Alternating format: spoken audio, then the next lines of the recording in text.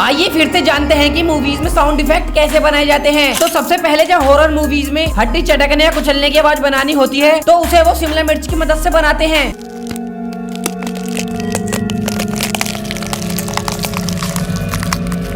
Next जब movies में dragon उड़ने की आवाज निकालनी होती है तो उसे ये छाते की मदद से बनाते हैं।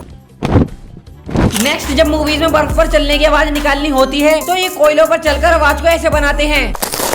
Using lump charcoal for snow. It's got like all the